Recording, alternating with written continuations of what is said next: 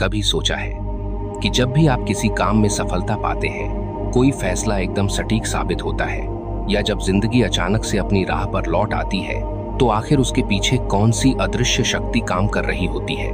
और वहीं दूसरी तरफ जब सब कुछ उल्टा पुल्टा होने लगता है, मन बेचैन रहता है, परेशानियां चारों ओर घेर लेती हैं, तो क्या ये सब बस यूं ही महज एक संयोग है, या इसके पीछे भी कोई गहरा कारण छिपा होता है?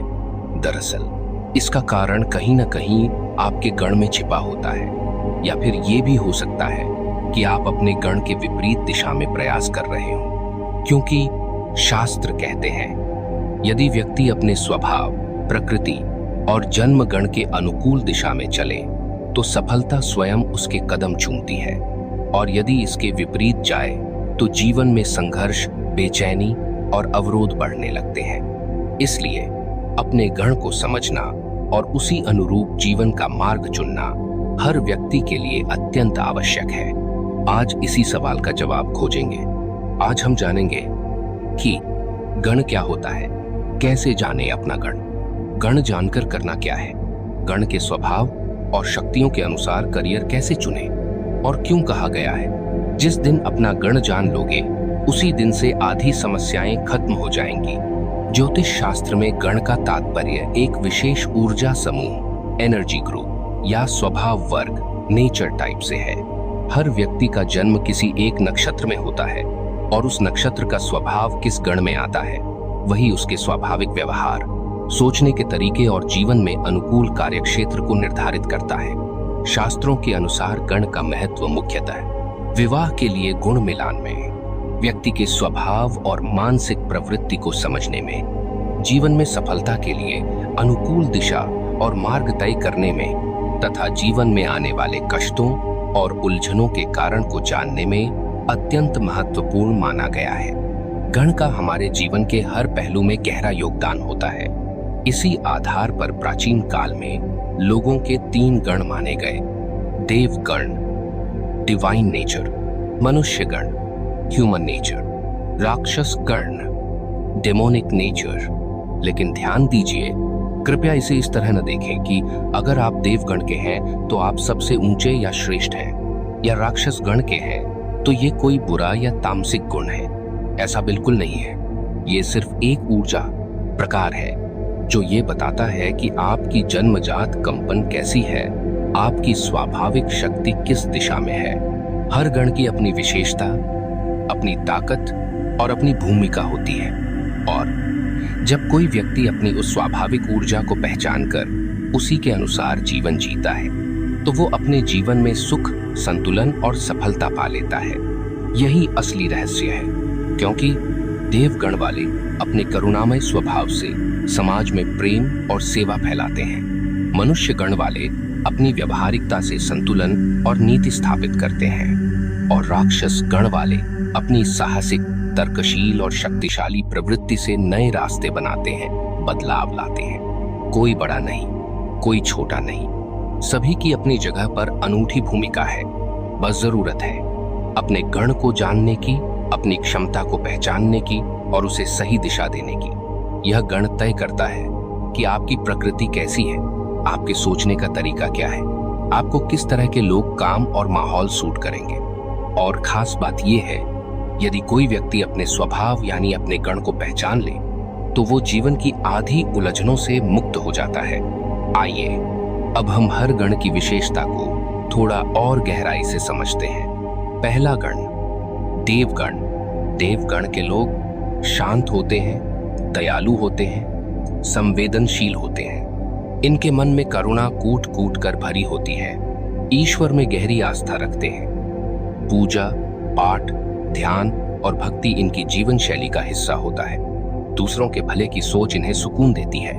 ये लोग जब भी कुछ करते हैं, समाज, परिवार या दुनिया के लिए कुछ अच्छा करने की भावना से करते हैं। इनकी ऊर्जा को अगर सही दिशा दी जाए तो ये बहुत अच्छे आध्यात्मिक गुरु, हीलर, समाज सेवी या मार्गदर्शक बन सकते हैं।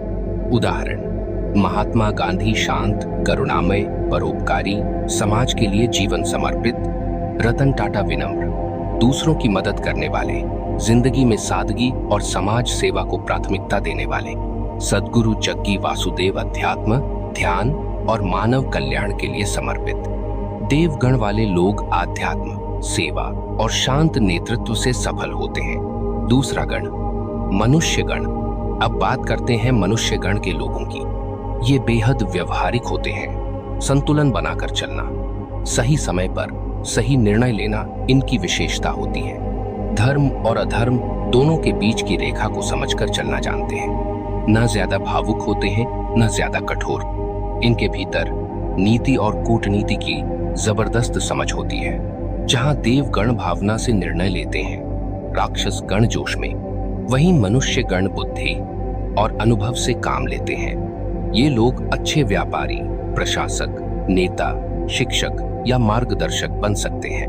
उदाहरण, नरेंद्र मोदी हर परिस्थिति में संतुलन बनाए रखना, समाज और सत्ता दोनों के बीच सामंजस्य। मुकेश अंबानी प्रैक्टिकल, समय के अनुसार निर्णय और सटीक बिजनेस रणनीति। सुंदर पिचाई, गूगल सीईओ, विनम्र, संतुलित और व्यावहारिक सोच से ग्लोबल लीडरशिप हासिल करना। मनुष्य गण वाले लोग समझदारी और योजना से सफलता पाते हैं। तीसरा गण, राक्षस गण। अब बात करते हैं राक्षस गण की। राक्षस गण के लोग बहुत साहसी होते हैं। जहां बाकी लोग डरते हैं, ये वहां आगे बढ़ने का जोखिम लेते हैं। उद्दंड, तर्कशील और अपनी शर्तों पर जीने वाले। इनके लिए नियम कायदे मायने नहीं रखते। ये अपनी जिद और जुनून के दम पर आगे बढ़ते हैं। इनका स्वभाव कभी कभी आक्रामक भी हो सकता है, लेकिन अगर ये अपनी ऊर्जा को सकारात्मक दिशा में लगा दें तो ये दुनिया को हिला देने वाले लीडर, क्रांतिकारी और बदलाव लाने वाले बन सकते हैं। यही वजह है कि इतिहास में जितने भी बड़े योद्धा, राजनेता या सुधारक हुए, उनमें राक्षस गण के गुण पाए गए। उदाहरण, अब्दुल कलाम सीमित संसाधनों के बावजूद सपनों को सच कर दिखाना। एलन मस्क नियमों से हटकर सोचना, जोखिम लेना और असंभव को मुमकिन करना। धीरू भाई अंबानी एक मामूली नौकर से अरबपति बिजनेसमैन बनने तक का सफर। राक्षस गण वाले लोग साहस और अलग सोच से इतिहास बनाते हैं। तो देखिए, देवगण, मनुष्य गण या राक्षस गण, कोई बड़ा नहीं, कोई छोटा नहीं। हर गण की अपनी ताकत, अपनी क्षमता और अपना महत्व है। जरूरत बस अपनी ऊर्जा को पहचानने की है और उसे सही दिशा देने की। जब आप अपने स्वभाव, अपनी ऊर्जा, अपने गण को समझ लेते हैं तो जीवन की आधी मुश्किलें यूं ही आसान हो जाती हैं, क्योंकि फिर आप वही काम चुनते हैं जो आपकी आत्मा के अनुकूल हो। और वहीं से शुरू होती है आपकी असली सफलता की यात्रा। अगर आप अभी तक इस वीडियो से जुड़े हुए हैं तो इसका मतलब साफ है, आप अपने गण को समझना चाहते हैं। और यही सबसे बड़ी समझदारी है, क्योंकि जब इंसान खुद को पहचानने की कोशिश करता है तभी असली बदलाव की शुरुआत होती है। अब एक काम कीजिए, जो भी गुण, जो भी स्वभाव आपको अभी तक बताए गए तीनों गणों में अपने भीतर महसूस हो रहा है, उसे कमेंट में जरूर लिखिए। कहीं आप देवगण वाले शांत, संवेदनशील और भक्ति भाव वाले तो नहीं, या मनुष्य गण वाले व्यवहारिक, नीति कुशल और संतुलित, या फिर राक्षस गण वाले साहसी, तर्कशील और अपनी शर्तों पर जीने वाले? नीचे कमेंट में जरूर बताइए, क्योंकि वीडियो में हम जानेंगे कि आप अपने असली गण का सही पता कैसे लगा सकते हैं। कौन कौन से संकेत और तरीके होते हैं जिससे आप अपने जन्म का गण जान सकते हैं। तो कमेंट करके जरूर बताइए आप किस गण के अधिक निकट महसूस करते हैं। आपके जवाब का मैं इंतजार करूंगा। सेगमेंट 3, अपना गण क्यों जानना जरूरी है? आप सोचेंगे इससे क्या फर्क पड़ता है? दोस्तों, अगर आप देवगण के हो और खुद को जबरन व्यापार की चालाकी, राजनीति या घमंड की दुनिया में ढालना चाहो तो आप अंदर से हमेशा बेचैन रहोगे। अगर आप राक्षस गण के हो और आपको कहा जाए कि नियमों में बंध कर शांत रहो तो जीवन में घुटन महसूस होगी।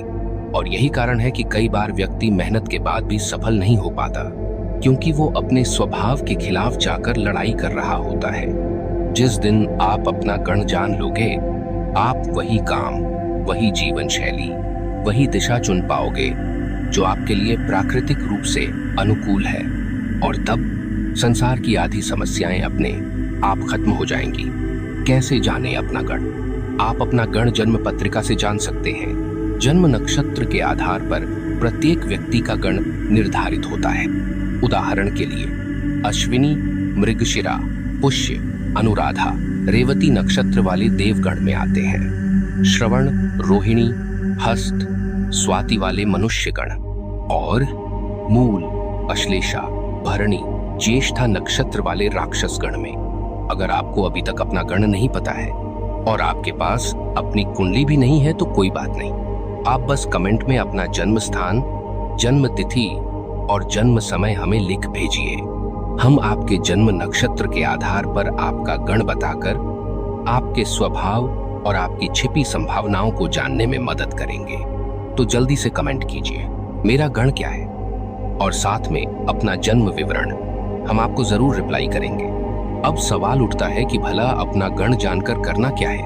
अगर आप अपने गण को जान गए हैं तो अब आपको 3 काम करने हैं। पहला काम, अपनी ऊर्जा को पहचानो, अपने स्वभाव को समझो। देखो कि आप किस स्थिति में सबसे सहज और मजबूत महसूस करते हो, किस काम में मन लगता है, किस माहौल में आपकी ऊर्जा सबसे पॉजिटिव हो जाती है। उदाहरण, अगर आप देवगण के हैं तो ध्यान, सेवा और भक्ति में। मनुष्य गण के हैं तो प्रैक्टिकल, निर्णय और संतुलित जीवन में। राक्षस गण के हैं तो लीडरशिप, रिस्क और नया करने में।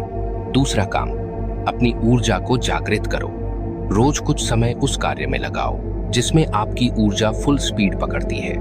ध्यान, लेखन, बातचीत, लीडरशिप या मेडिटेशन, जो भी आपके स्वभाव के अनुकूल हो, उसे रोज थोड़ी देर जरूर करो। से क्यों? क्योंकि अगर आपकी ऊर्जा सोई रहेगी तो जीवन भटकाव में बीत जाएगा। तीसरा काम, अपनी ऊर्जा को सही दिशा दो। अपनी ताकत को समझकर उसे गलत दिशा में न जाने दो। अगर आप साहसी हो तो बेवजह आक्रामक न बनो।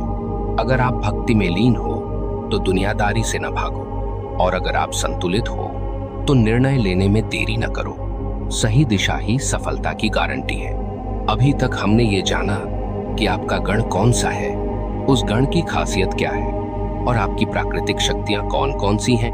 अब सवाल है, ध्यान दीपक से जुड़ने के बाद कैसे अपनी इस जागरूकता को ब्रह्मांडीय ऊर्जा से जोड़ा जाए ताकि आप असीम संभावनाओं के मालिक बन सके। इससे पहले अगर आपने हमारा पिछला वीडियो ब्रह्मांड से कैसे बात करें नहीं देखा है तो उसे जरूर देखिए, क्योंकि उसमें हमने विस्तार से बताया है कि आपको क्या सोचना है, कब सोचना है और कैसे करना है।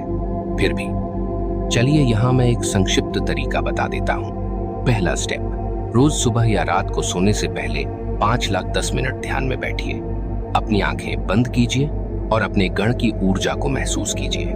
अगर आप देवगण के हैं तो ईश्वरीय प्रकाश को अपनी देह में उतरता महसूस कीजिए। अगर आप मनुष्य गण के हैं तो संतुलन, समाधान और सामंजस्य की शक्ति को अपने अंदर जागता देखिए। और अगर आप राक्षस गण के हैं तो एक प्रज्वलित ऊर्जा को अपने चारों ओर फैलता महसूस कीजिए।